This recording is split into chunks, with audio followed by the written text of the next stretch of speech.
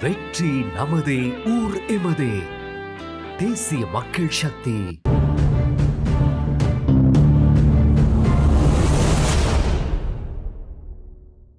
வணக்கம். மற்றொரு உண்மை நலச நிகழ்ச்சியோடு இணைந்திருக்கின்றோம். தேசிய மக்கள் சக்தியின் தலைவர் அனுரகுமார் திசாநாயக்க ஜனாதிபதியாக பதவியேற்றதன் பின்னர் இரண்டாவது தேர்தல் அறிவிக்கப்பட்டது. ஜனாதிபதி தேர்தலில் கிடைத்த ஆணையை மிக சாதுரியமாக பயன்படுத்தி பொது தேர்தலில் வரலாறு காணாத அறுதி பெரும்பான்மையுடனான வெற்றியை பதிவு செய்தது அனுர தரப்பு. குறிப்பாக நாடு முழுவதும் அனுர அலை கடுமையாக வீசிய காலம் அது. சுட்டிக்காட்டி சொல்வது என்றால், வரலாற்றில் இதுவரையான நாட்களில் எந்த ஒரு பெரும்பான்மை இன தெற்கு அரசியல் கட்சிக்கும் ஆதரவளிக்காத வடக்கு மற்றும் கிழக்கில் வாழும் தமிழர்களிடத்தில் அனுரவுக்கான ஆதரவு அலை பெற்றிருந்தது. அதிலும் முக்கியமாக இளையோர் மத்தியில் அனுர மீதான ஈர்ப்பு சடுதியாக அதிகரித்ததுடன் அனுரவின் நடை, உடை, பேச்சு என்று ஒவ்வொன்றையும் கொண்டாட ஆரம்பித்திருந்தனர். எளிமை என்றனர், தூய அரசாங்கம் என்றனர், நாட்டை மீட்கப் போகின்றோம், ரட்சிகர் என்றனர். இதனாலேயே வரலாற்றில் என்றுமில்லாத 159 என்ற அறுதி பெரும்பான்மை ஆசனங்களை மக்கள் அனுர அரசுக்கு அள்ளி கொடுத்தனர். இது இருக்கட்டும், மக்கள் ஏன் அனுரவை நம்பினார்கள் என்ற கேள்வி ஒன்று உள்ளதல்லவா? கடந்த கால மஹிந்த, மைத்ரி, ரணில் மற்றும் கோட்டாபய ராஜபக்ஷ உள்ளிட்ட ஆட்சிகளில் கடுமையாக விரக்தி அடைந்த மக்கள் மேலும் ஒரு முறை அவர்களை ஆட்சிப்பிடம் ஏற்றுவதற்கு விரும்பவில்லை. இவர்களை தவிர்த்து அடுத்த ஒரு தெரிவாக இருந்த சஜித் பிரேமதாச மற்றும் அனுரகுமார் திசாநாயக்க உள்ளிட்டோரிடம் ஆட்சியை பொறுப்பை கொடுக்கும் அளவுக்கு முழு நம்பிக்கை இல்லை என்பதை ஜனாதிபதி தேர்தல் முடிவுகள் எடுத்துரைத்திருந்தன. சஜித் களமிறங்கிய 2 ஜனாதிபதி தேர்தல்களிலும் அவருக்கு தோல்வி என்றாலும் அனுர களமிறங்கிய 2 ஜனாதிபதி தேர்தல்களில் இரண்டாவது முறை கிடைத்தது பாரிய வெற்றி என்றே சொல்ல வேண்டும். அடுத்து வந்த பொது தேர்தலில் அதாவது அனுர தரப்பினர் கொடுத்த வாக்குறுதிகள் மக்கள் மத்தியில் மிகப்பெரிய எதிர்பார்ப்புகளை ஏற்படுத்தி இருந்தது. இந்த வாக்குகள் அவர்களுக்கு அதாவது பொது தேர்தல் வெற்றிக்கு வித்திட்ட மற்றும் ஒரு காரணமாகும். ஊழல்வாதிகளை தண்டித்தல், பொதுமக்களுக்கான நிவாரணங்கள், அரசு ஊழியர்களுக்கான வேதனங்கள் உள்ளிட்ட மக்களை மகிழ்ச்சிப்படுத்தக்கூடிய அல்லது திசை திருப்பக்கூடிய கவர்ச்சிகரமான வாக்குறுதிகளை அள்ளி வழங்கி வாக்குவெட்டி நடத்தியது அனுர தரப்பு. ஆனால் வெற்றி பெற்று ஆட்சிக்கு வந்த பின்னர் நடந்தவை அனைத்தும் தலைகீழான மாற்றங்களோ என்று எண்ண தோன்றும் அளவுக்கு மந்த கதியில் அனுர தரப்பு பயணிக்கின்றது. அனுர தரப்பின் அமைச்சர்கள் உள்ளிட்ட நாடாளுமன்ற உறுப்பினர்களின் அண்மை கால பேச்சுகள், செயல்பாடுகள் என பல விடயங்கள் மக்கள் மத்தியில் தற்போது அதிருப்தியை தோற்றுவித்துள்ளதாக தெரிகிறது. இந்த அதிருப்தியை பயன்படுத்தி கொள்ளும் தரப்பு எதிர்த்தரப்பு அரசியல்வாதிகள் அதை கொண்டு தங்களது தேர்தல் பிரச்சாரங்களை மிக வேகமாக முன்னெடுத்து வருகின்றனர். இது அனுர தரப்புக்கு ஒரு சரிவை கொண்டு வந்து சேர்க்கக்கூடும் என்று ஆளுந்தரப்பு அஞ்சுகிறதோ என்று எண்ண தோணுகின்றது. அடுத்தடுத்து மக்களுக்கு கொடுத்த வாக்குறுதிகளை நிறைவேற்றுவதில் அனுர தரப்பு காட்டி வரும் அசமந்த போக்கும் ஆளுந்தரப்புக்கு பின்னடைவாக அமையலாம். அரச ஊழியர்களின் சம்பள அதிகரிப்பு விடயத்தில் பல விடயங்களின் பின்னர் அடிப்படை சம்பளம் அதிகரிக்கப்பட்டாலும் கூட அதிகரிக்கப்பட்ட தொகை தொடர்பில் அரசு ஊழியர்கள் மத்தியில் ஏமாற்றமே காணப்பட்டது. இவ்வாறான நிலையில் தற்போது அனுர தரப்பு மற்றும் ஒரு தேர்தலை எதிர்கொள்ள தயாராகின்றது. குறிப்பாக மக்கள் மத்தியில் ஏற்பட்டிருக்கும் அதிருப்தி நிலையை சரி செய்து மீண்டும் ஆதரவு நிலையை தோற்றுவிக்க வேண்டிய கட்டாயம் ஏற்பட்டுள்ளதுடன் அதனுள் அனுர அரசாங்கத்தின் ஆயுட்காலத்தை உறுதிப்படுத்த வேண்டி இருக்குது. இந்த நிலையில் சமகாலத்தில் பல முன்னாள் அமைச்சர்கள் உள்ளிட்ட அரசியல்வாதிகள் கைது செய்யப்படுகின்றமை, விசாரணைக்கு அழைக்கப்படுகின்றமை உள்ளிட்ட விடயங்களை அனுர அரசு தங்களது அரசியல் சார் நகர்வுகளுக்கு சாதகங்களாக பயன்படுத்திக் கொள்ளுகின்றார்கள் என்ற தோற்றப்பாடு தற்பொழுது எழுந்திருக்கின்றது.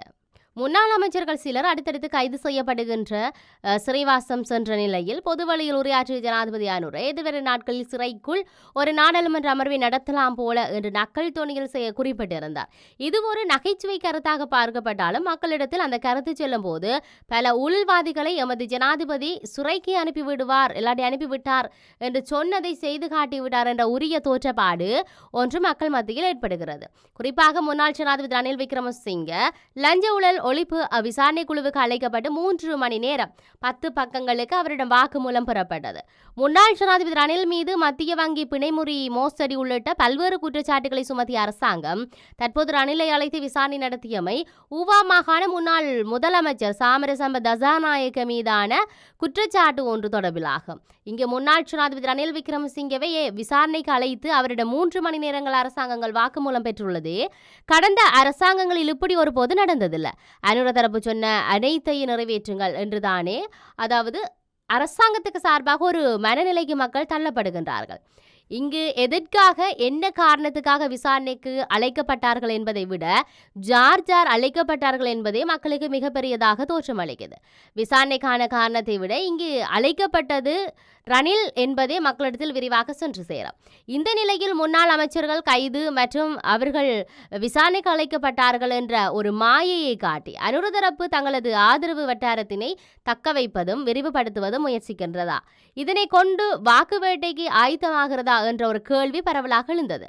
இதேவேளை முன்னாள் ஜனாதிபதி ரணில் விக்ரமசிங்க லஞ்ச ஊழல் விசாரணை ஆணைக்குழுவில் முன்னிலையாகுவதற்கான திகதியினை மாற்றி ஆணைக்குழுவுக்கு அனுப்பிய கடிதத்தை ஜனாதிபதி அன்ருகுமார் திசாநாயக்க பார்வையிட்டுள்ளதாகவும், ஒரு விசாரணை ஆணைக்குழுவுக்கு அனுப்பப்பட்ட கடிதத்தை ஜனாதிபதி பார்வையிட்டமை அதிகார துஷ்பிரியம் என்றது கூட சமூக வலைத்தளங்களில் ஒரு கருத்து பரவலாக பேசப்பட்டது. இது இவ்வாறு இருக்க நடைபெற்று முடிந்துள்ள தலதா கண்காட்சியையும் அனுர தரப்பு தங்களது வாக்கு வேட்டைக்கு ஆதரவாக பயன்படுத்திக் கொள்ள எத்தனிக்கின்றார்கள் என்ற குற்றச்சாட்டும் எழுந்திருக்கிறது. குறிப்பாக கடந்த காலங்களில் யுத்தம் நிறைவடைந்தமைக்காகவும் கடும் வறட்சியான நிலையிலும் இருந்து விடுபடுவதற்காகவும் நடாத்தப்பட்ட தலதா கண்காட்சி தற்போது நடத்தப்பட்டுள்ளமை ஆளுங்கட்சி தமக்கு சாதகமாக பயன்படுத்திக் கொள்கிறதா என்ற ஐயமும் எழுந்திருக்குது. ரணில் மற்றும் தினேஷ் குணவர்த்தனவின் ஆட்சி காலத்தில் தலதா கண்காட்சியை நடத்துமாறு கோரிக்கை விடுக்கப்பட்டிருந்த நிலையில் அடுத்து வந்த தேர்தல்களை கவனத்தில் கொண்டு தேர்தல் ஆணைக்குழு கண்காட்சியை நடத்துவதற்கு மறுப்பு வெளியிட்டிருந்தது. எனினும் தற்போது ஒரு தேர்தலுக்கு முன்னதாக அந்த கண்காட்சி நடத்தப்பட்டுள்ளமை சர்ச்சையை ஏற்படுத்தியிருக்குது. அத்துடன் அந்த கண்காட்சியை அதாவது கடந்த பிப்ரவரி மாதம் நடத்துவதற்கு ஏற்பாடு செய்யப்பட்டிருந்ததாகவும், எனினும் ஜனாதிபதியின் தலையீட்டின் காரணமாக ஏப்ரல் மாதம் நடத்துவதற்கு தீர்மானிக்கப்பட்டிருந்ததாகவும் கூட சில தகவல்கள் சமூக வலைத்தளங்களில் உலா வருகின்றன. எனவே தலதா கண்காட்சியையும் அனுர தரப்பு தங்களது வாக்கு வேட்டைக்கு சாதகமாக பயன்படுத்திக் கொள்கின்றார்கள் என்ற கருத்தும் நிலவுகின்றது. தற்போது தேசிய மக்கள் சக்தி என்ற பெயரில் அரசியல் செய்தாலும் கூட ஜேவிபி கட்சியின் ஒரு பிம்பமாகவே அது பார்க்கப்படுகிறது. குறிப்பாக கடந்த காலங்களில் ஜேவிபி கிளர்ச்சிகளில் அதிகமாக பாதிக்கப்பட்ட சிங்கள பௌத்த மக்கள் அதனுடைய மாற்று வடிவமாக தேசிய மக்கள் சக்தியை ஏற்றுக்கொள்ளவில்லை என்றும், அவர்களது ஆதரவையும் பெற்று தங்களது ஆதரவு வட்டாரத்தை பெருக்குவதாக அனுர தரப்பு எண்ணுகின்றது என்றும், அவர்களின் மனங்களில் இடம் பிடிக்க பல வருடங்களின் பின்னர் தலதா கண்காட்சியை அனுர தரப்பு நடத்தி முடித்துள்ளது என்றும் கூறப்படுகிறது. சுட்டிக்காட்டி சொல்வது என்றால் தலதா கண்காட்சியை பார்வையிட வந்த வரிசையில் காத்திருந்த மக்களை சந்தித்த கால நேரம் பாராமல் ஜனாதிபதி அனுர சென்றுள்ளதுடன் கள நிலவரங்களை ஆராய்ந்து மக்களிடம் சுமூகமான கலந்துரையாடல்களில் ஈடுபட்டு வந்திருக்கிறார். இதன்போது பல முதியோர்கள் தங்களுக்கு இந்த அரும் பெரும் வாய்ப்பை பெற்றுக் கொடுத்தமைக்கான கண்ணீர் மல்க நன்றிகளை செலுத்தியிருக்கிறார்கள். இந்த நன்றிகள் அனைத்தும் தேர்தல் முடிவுகளாக பார்க்க அவாவுடன் காத்திருக்கின்றது அரசாங்கம். எவ்வாறாயினும் தற்போது நடைபெறவிருக்கின்ற உள்ளூராட்சி மன்ற தேர்தலில் தேசிய மக்கள் சக்தி சார்பில் களமிறங்கியிருக்கும் அனுர தரப்பு வேட்பாளர்கள் தொடர்பில் பல்வேறு விமர்சனங்கள் முன்வைக்கப்படுகின்றன. சர்ச்சைக்குரிய பல கருத்துகள், காணொளிகள் என்று வேட்பாளர்கள் தொடர்பான முகம் சுளிக்கும் வகையிலான பதிவுகளை சமூக வலைதளங்களில் காணக்கூடியதாக இருக்குது. வாக்கு வங்கியை அதிகரிக்க அயராது பாடுபடும் அனுர அரசாங்க வேட்பாளர்கள் தெரிவில் கோட்டை விட்டுவிட்டதோ என்ற ஒரு ஐயப்பாடு இருக்குது. உள்ளூராட்சி மன்றங்கள் என்பது நேரடியாகவே மக்களை சார்ந்திருந்தால் அதில் தெரிவு செய்யப்படும் உறுப்பினர்களே அரசாங்கத்தின் அடுத்த வெற்றிக்கு அடிப்படையானவர்கள். எனவே ஊர் நமதே என்ற பிரச்சாரத்துக்கு முன்னர் அடிப்படை மாற வேண்டும் என்று சொல்லப்பட்டிருக்கு. மற்றும் உண்மை நிகழ்ச்சியில் சந்திப்போம். வணக்கம்.